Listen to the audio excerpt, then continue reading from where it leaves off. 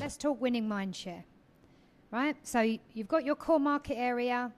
This is the area you want to get known. How do you make sure when people are ready to make that move, they think of you first? Talk to me.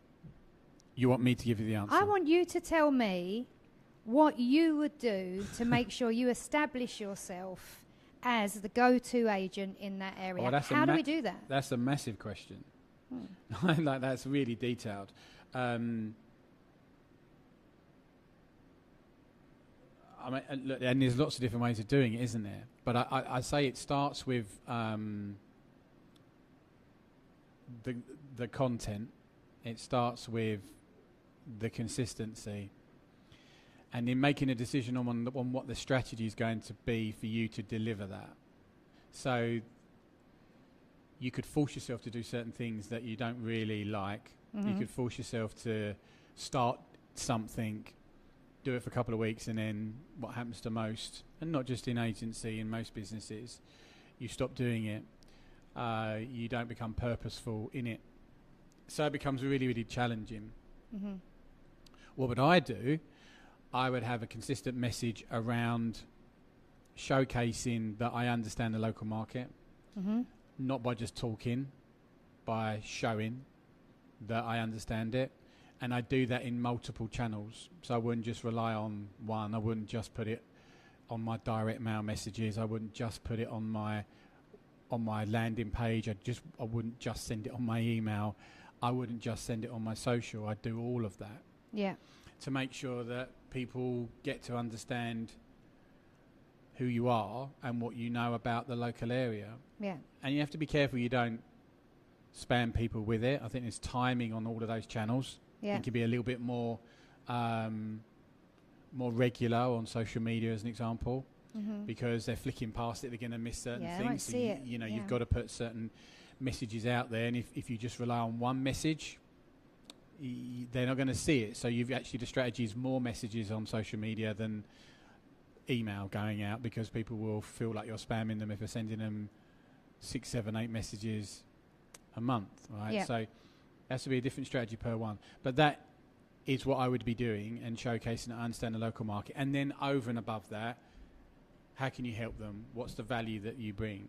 But I'd probably start in a place where I understood the local market at a very deep level. Yeah, agreed. So a couple of ways of doing that. I'm sure we'll get into these on other podcasts. First one is you've got to know your numbers. Right? Yep. You have to know your numbers of the market. You need to be tracking how many properties are on the market in your area right now, how many new ones came on last week, how many are going under offer, what's the average number of days on market, how many properties are being withdrawn from the market without selling. You've got to know all of these numbers so that you can follow the trend. You can see when the market starts to shift. And this is I'll get on my soapbox a little bit about this, so I'll try not to. It's really, really important for us to be advisors, consultants. We want to encourage people to come to us when they're considering making that move and they don't know if now's the right time, right? Yeah. We don't just tell them this is what's happening right now. I mean, it's not rocket science. People can feel whether or not it's a buyer's market or a seller's market. If they can see properties are staying on the market for quite a while, then they know, oh, it's a bit tricky out there. Yeah, you say that. I agree people have a handle on where they probably are with their price, because a lot of people love property. They're looking at Rightmove and all the other portals. They can kind of half work it out. But I think sometimes owners can lose sense of the amount of competition on the market. Yeah, yeah. And that's when they lose sight of, actually, am I correctly priced here, or have I made myself anti-competitive? I absolutely agree with that, of course. And again, that's why we need to educate, right? And it's important that what we're putting out there is educational and it's informational. What I mean is to track the numbers of the market every week so you can spot when things are starting to shift. Because if you've got people in your database that you know are waiting right now, like they're waiting to put their property on the market because they're waiting for interest rates to drop, for example, or they know they've got 18 months before little Johnny needs to be at that primary school, they've got a bit of time on their hands, right? If we can see that things are starting to shift and we're moving away. Whoever made up little Johnny, by the way? I don't know. As soon as you said it, I just semi-laughed. It was just like, why? So if this was me and Michael Bailey having a conversation, it would be Susan. Okay. I don't know why it's Susan. Is that just randomly just make a name up? He always says Susan. Okay. Anyway. Yep. So yeah, if little Johnny needs to get into that school, they think they've got time. But if we can see that the market is starting to shift, it looks like it's trending back towards a balanced market, maybe even towards a seller's market, because something's happened and the market's moving. We need to be picking up the phone and saying, listen, at the moment, it's this. I think we've just hit the bottom of the market, because you can't time the market perfectly. You cannot time the market perfectly. You only know when the market is moving back up again, when it's already on its way back up. But what you're talking about here, though, is the day-to-day activity, knowing the numbers of what's going on in the market to be able to advise someone when you get to talk to them. Yeah. The challenge is, how do I get them to talk to me? So talk to me about that. How do you get there? There's nothing worse than stepping outside of your front door and seeing a for sale board that's not got your face on it. Well, what's the hardest thing for someone to do? In what Anything. sense? Anything. Start. Yeah, of course. Well, you got to start somewhere. Yeah. Right, that's the first thing. Guess what? Got to start. Made the decision. Well done. So, certainly from doing this for 6-7 years, I won't move my hands because my youngest would want me to, but I refuse with 6-7. You've got to start somewhere, and you've got to make it valuable to the homeowner. Because what you just said there, and I'm not being disrespectful, but if I'm a homeowner that's going straight over my head, I'm not interested in it, and if you put that out as content, I'm just going to be turned off. Mm-hmm. So you've got to have, that's brilliant, by the way, when you're advising someone on a price drop, on where to start the property, to give them real data and information where they can't argue about where the market's heading, not necessarily where it is today. But how do I get in a conversation to begin with? What content can I put out there to make sure that I can do it consistently and make sure it's going to hit home, and I've got enough of it on certain channels to be able to do this every single month. So this actually happened. I'm not going to name them, but basically here in Keller Williams anyway, we were working quite closely with a data business. Mm-hmm. And that helped them with social media and stuff like that. Yeah. And we were negotiating with them because we felt the price certainly wasn't working for us. Not necessarily the price, to be fair to that business. It was more on the engagement of the agents. Because when you ask agents, busy agents or agents that just don't like technology, and that's just not agents again, that's just so many people in the world, that you being one of them, absolutely one of those really people. hate it. And I'm one of the weirdos that actually like and enjoy it. Nerd. Yeah.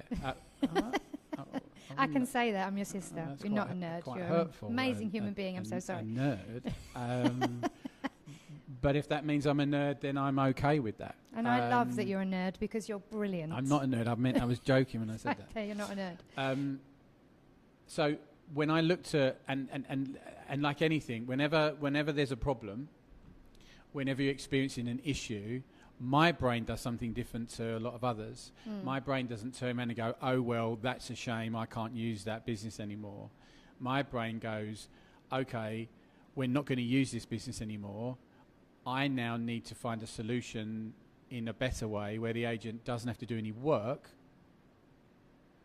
gets the data, gets the social media content, has articles automatically created for them, and I can put that across all of my channels with a click of a button. That's where my head went. Then I went, how do I do that? How much is it going to cost? And how fast can I do it? Because our deal was going to run out in 2.5 months. So I went and built it. Okay, so walk us through, not in detail, don't need to get into the detail, but so your brain was talking about you need to be regularly putting this content out. Yeah. You need to make it easy for people to do it consistently, because we know that's the toughest thing in the world, is to do something consistently, because the minute you get busy, you can't do it anymore. Yeah.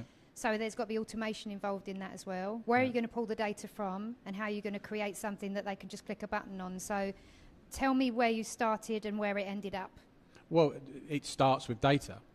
Where can I get the data from? So I'm not going to tell you where I get the data from. but I get the data. But then what data can I get? And how can I... Okay, now I've got the data, and an agent could look at the data and then go, well, that's amazing. Now what do you want me to do? And this is, just to go back a step, this is for their hyperlocal market, right? So their postcode area that they're focused on, the data's coming in for them specifically. We're not talking national statistics here.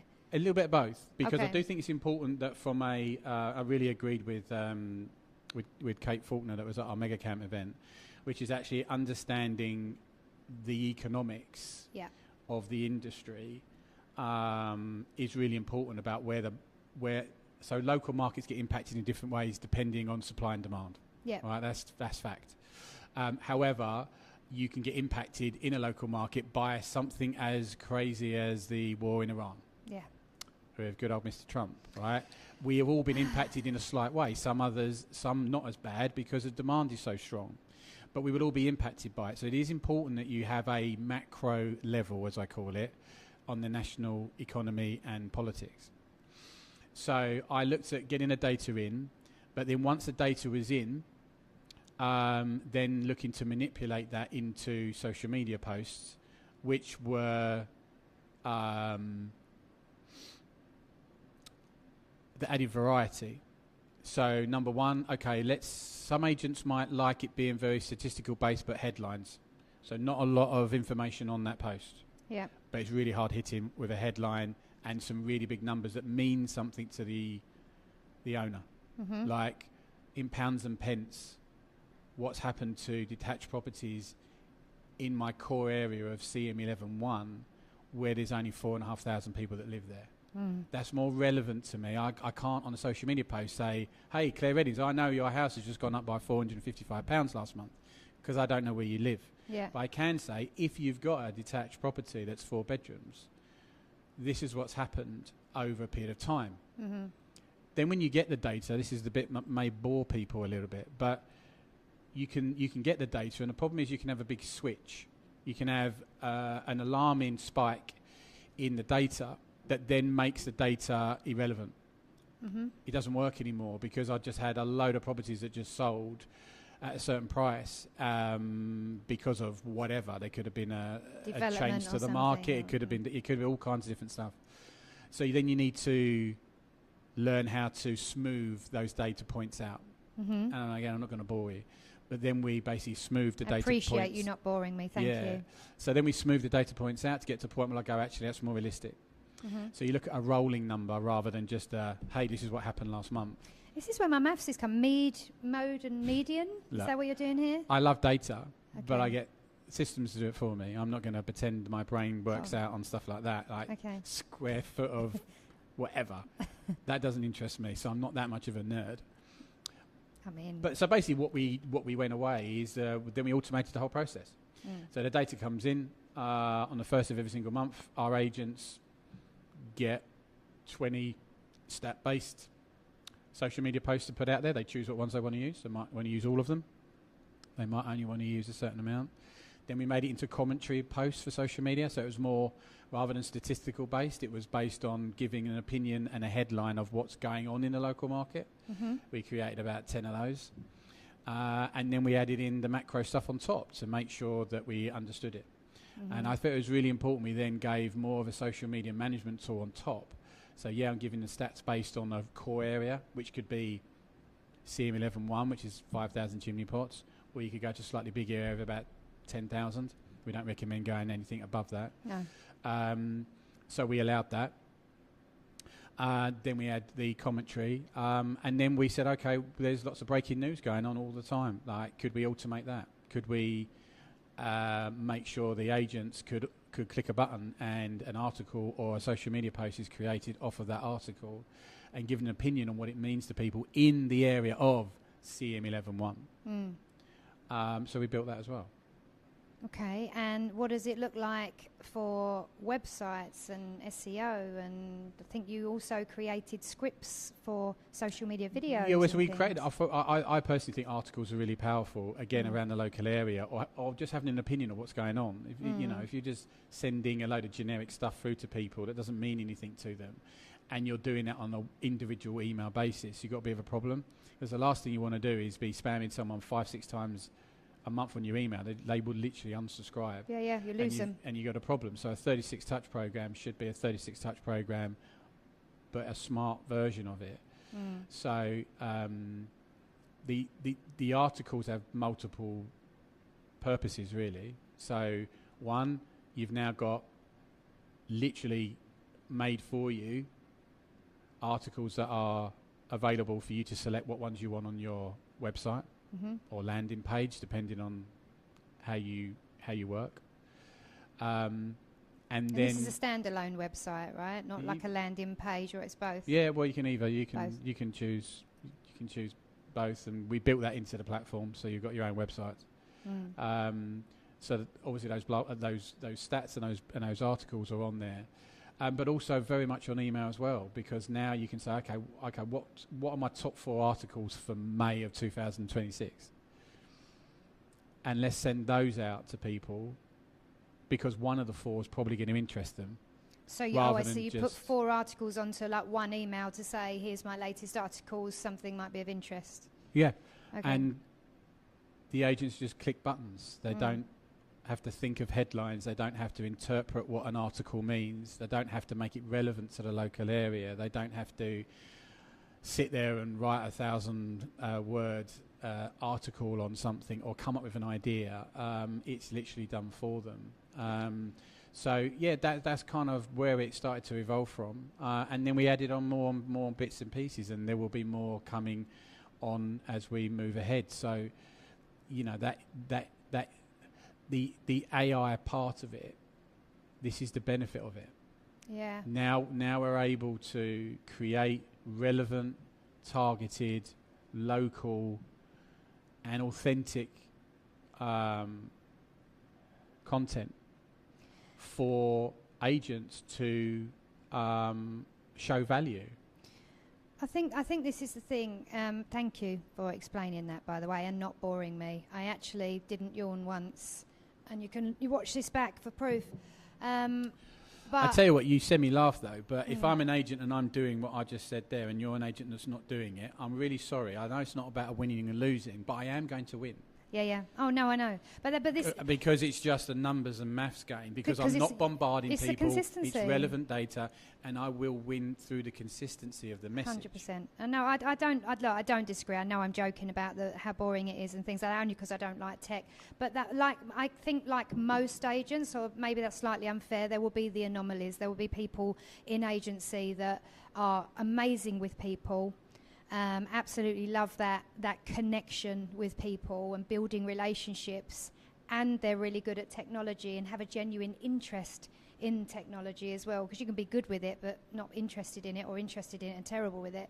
So to be able to figure that out, like what you've just created there, for example, how can I do this myself? How can I automate it?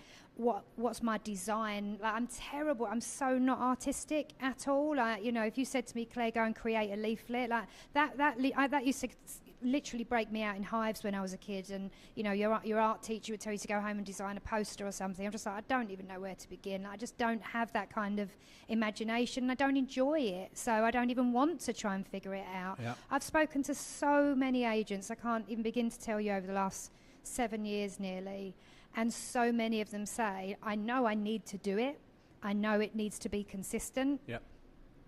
I haven't got the time, or I don't know where to start, or if I tried to create a leaflet, it would take me, 3 hours to sit there and try and figure it out. So what you're saying is that you've created a multi-channel marketing approach, so a 36 touch, whereby it's all different things. It's social media posts, it's emails, it's scripts for social media, so you can do videos, which you can then email out to your database as well. It's blogs, it's content to add to your website as well, and all of it can be done when you tick a box to say, I like that one, ignore that one. Is that what you're actually saying? Yeah, obviously there's a slight setup to get it sorted, but once it's a one-time setup is done, which could probably take you about 15 minutes,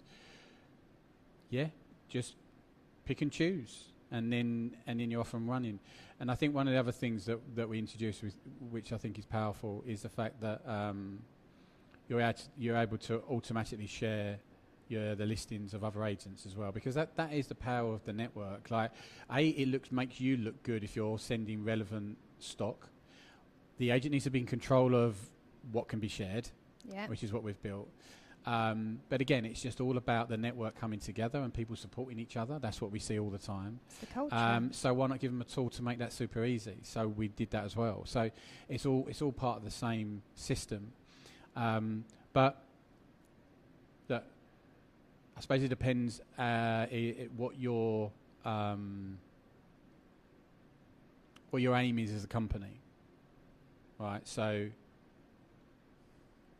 there could be some competitors listening to this now, and that's, if they're smart, they great. will be. Well, that's great. Go off and do it as well. But we're going to innovate very quickly. So we're already working on about another 7 different tools and systems, which are all focused around making the life of the agent easier to create more listing opportunities. I've just got to take you back a little bit, because you brushed over that quite flippantly, where you just said, and we've got a tool where agents can share listings. Let's just talk a little, just for a minute, about why that's so important. Because if you're a new agent, either a new agent as in brand new to real estate, and you're going through the academy and you're doing all your learning and you're starting to build your brand, it's a great way to show that you are active. Now, obviously, it always gives acknowledgement to the agent that actually has that listing, which isn't you, but it does show that, okay, these are the types of properties that we have that aren't a million miles away from this location. So that works well. It also works well. You might have been an agent for millions of years, but you just haven't got started yet. So again, it's showing that activity. But what it also does, if it's getting shared across the network, then you're more likely to find a buyer. What's and the look point? at the market that we're in, right? We need to reach more people. There's loads of benefits, but for me, it was, if I was to share your property on my social media network, and someone comes on to me and said, "Oh, great, thanks, Mark. I'd be interested in viewing that," or I'm going to share it with someone that might. Yeah. I'm going to come on to you and say, "Do you want to do a deal?" I've got someone who wants to look at buying it. Why wouldn't you do that? So again, it's making sure the power is with the listing agent, because that's how it should be. But people that are prepared to share, or maybe are only prepared to share one property they've got, that's fine. It just creates more opportunity. And why wouldn't you want that across the network? Doesn't always have to be in the same location. There's always people who are looking and following and seeing things from all different places. But it could be relevant. Maybe you specialise in certain types of properties and you want to share that because it's a castle and you specialise in castles, as an example. Or equestrian or something. Or whatever that it is. It just gives you more opportunity. And that's what I get up for every single day. I think about, well, how can we create more? How can we do more? And how can we support more? That's what I do every day. Love it. Well, we'll talk more about some of the other bits and pieces that we've built, but I think it's just important to showcase. Yes, we're a technology company. Keller Williams is. We're the #1 training company in the world. We're a technology company. We happen to do real estate now, so after all these years, that's what we've developed into a training company, a business training, mentoring, technology, etc. But it's not just about the tools that are provided by Keller Williams for automations. This is going hyperlocal. This is coming down into your niche. And the one thing that I've learned over the years is the hardest thing is doing that consistently when you get busy. You start out well, you start to get busy, you've got a million things that you're juggling. It's part of the reason why we created the team, to be able to set listings live, do anti-money laundering checks, identity checks, sales progression. We'll get into all of that and the other different support that we've built inside the market centre, but it has to start with, how am I showcasing myself as the best agent in the area? How can people find me and know that I know this market better than anybody, so that I'm chosen, first every time? And obviously, you've created the tools to do that. I think anyone that is either half thinking about starting up and doing this, whether they're in the industry or they're not, or they're in another model, and for whatever reason, there's things that aren't quite right. I would say go and speak to a number of different models and do a tech audit. What tech does that model currently have? What's it recently released, and what's coming next? Do those three things, and you'll get to see a really clear picture of the ability of the technology. Yeah. Okay. All right. Yeah. Let's talk again on the next one.